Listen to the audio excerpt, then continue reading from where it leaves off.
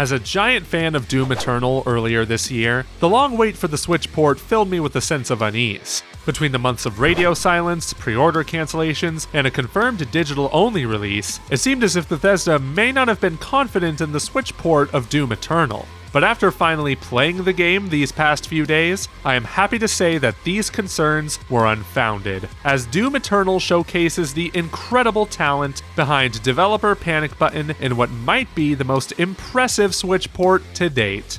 With bigger environments and twice the amount of enemies as Doom 2016, it's no wonder they needed more time to make Doom Eternal run on a portable console. Even if I wasn't as impressed with it at first, as it seemingly fell short of the Switch port of Doom 2016. The lighting effects weren't as impressive, the lack of motion blur made the frame rate look choppier, and the textures were noticeably muddier.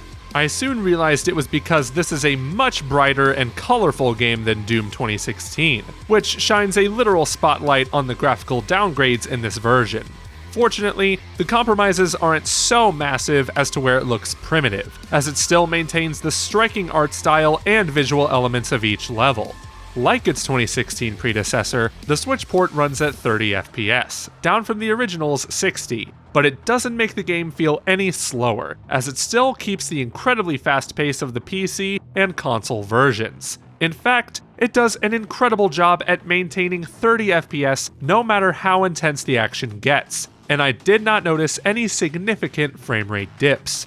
While the Switch port may not be as visually appealing as it is on PS4 or Xbox One, it does have a few advantages, the first being Gyro Controls, returning from Doom 2016, which are exclusive to the Switch port and should be a requirement for any Switch game where you have to aim a weapon.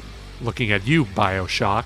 Anyway, Gyro Controls aren't a replacement for the right stick, rather a supplement to help with quicker reflexes and additional accuracy when aiming down the scope. It successfully helps me blow off some Arachnotron turrets. I owe my life to Gyro.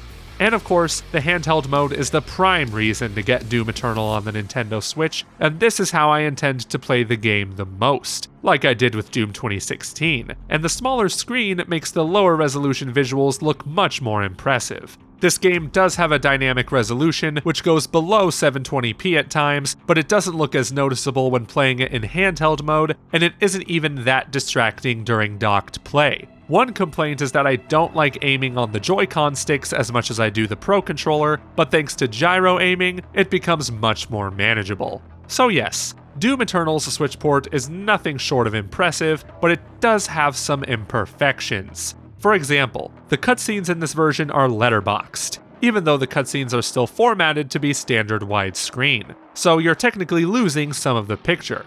Fortunately, not a deal breaker, but the game itself will go into widescreen when the Slayer is performing certain actions, like using a key and flipping a switch. It's during some of these points that the HUD appears over the black bars. Again, not a deal breaker, just strange.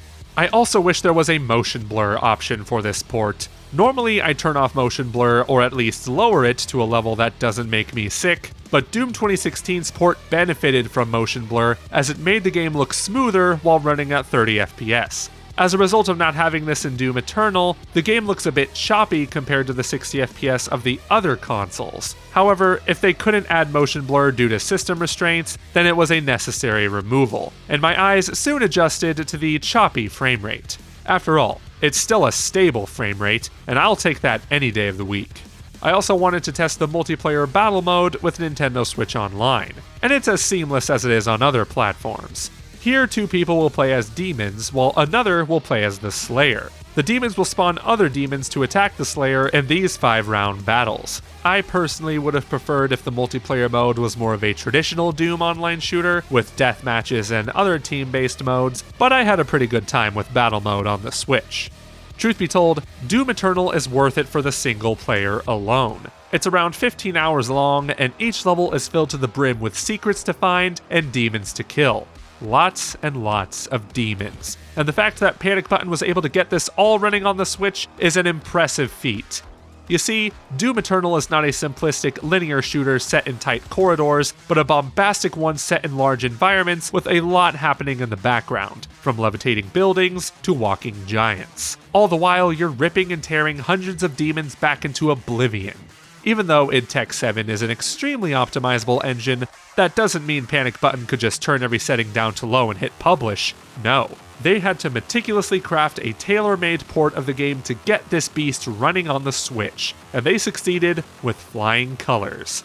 Having played this game on just about every platform it's available on, I can safely say playing this game on Switch doesn't feel like a lesser experience than it does on other consoles.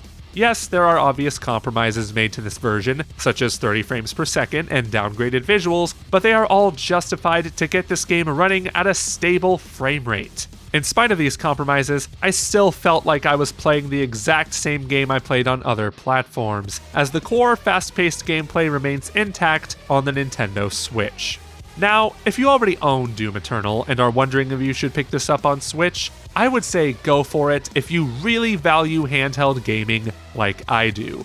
I like the Switch port of Doom Eternal a lot. It is a bummer that it came out much later than the other versions, but that would have stung way more had this been a botched port.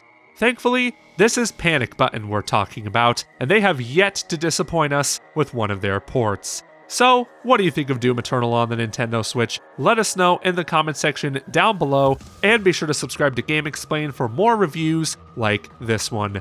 Until next time, I'll see you in hell.